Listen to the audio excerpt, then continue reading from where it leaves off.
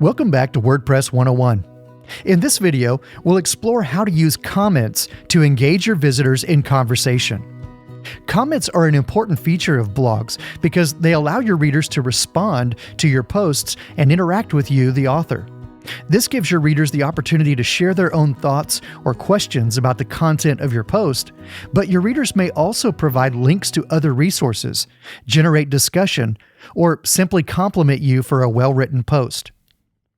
The Activity module on the dashboard informs us that there are 2 new comments in response to our blog posts. Comments that are awaiting moderation are highlighted to catch your attention.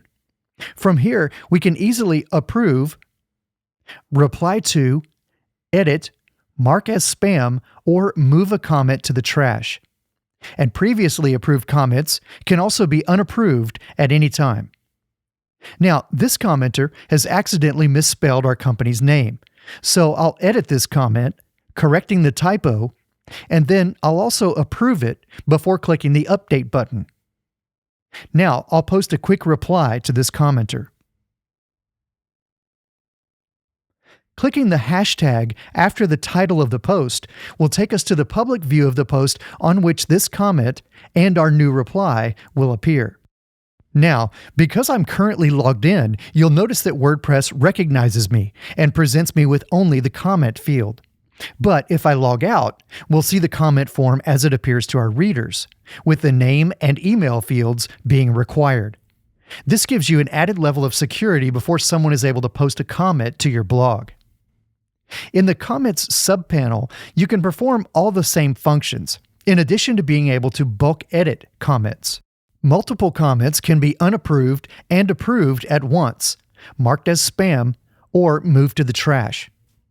At the top of the Comments subpanel, you can also filter comments to show only comments made on your site, or pings, which are comments made on another blog or website in which they linked to your article.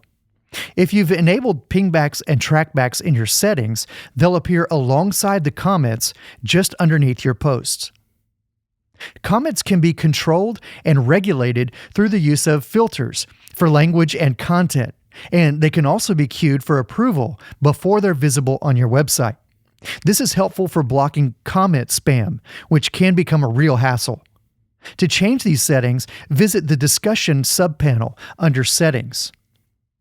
And we just talked about pingbacks and trackbacks, which are essentially remote comments and happen when someone else links to your article from his or her own blog.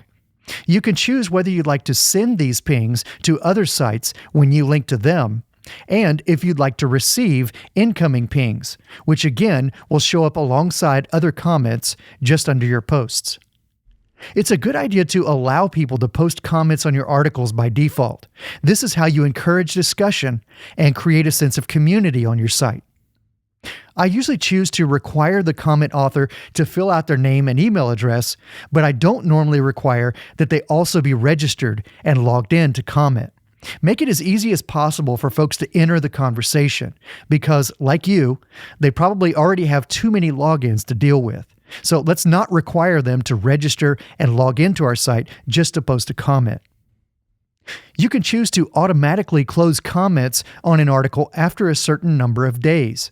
And you can also enable threaded or nested comments up to 10 levels deep.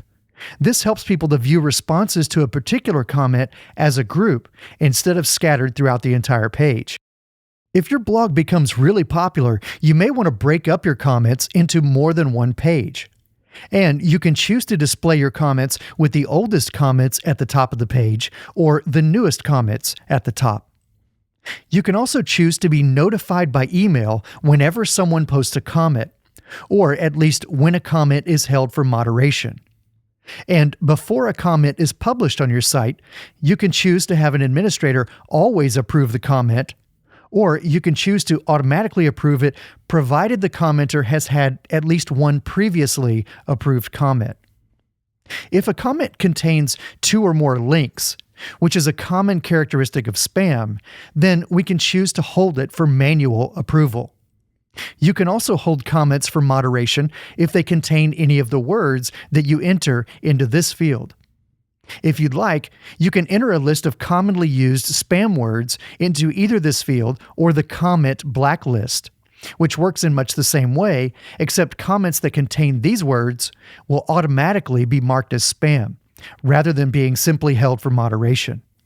And last, you can enable or disable avatars, those little icons or images that appear next to an individual's comments on your articles. You can choose a rating for these profile images and even select a default avatar to use if the commenter hasn't created their own. By the way, if you haven't already created a profile image for yourself, head to gravatar.com and create your own gravatar today. Then, whenever you post a comment on any WordPress-powered blog, your avatar will appear next to your comment. With these settings in place, you'll be ready to engage your readers in meaningful, two-way conversation.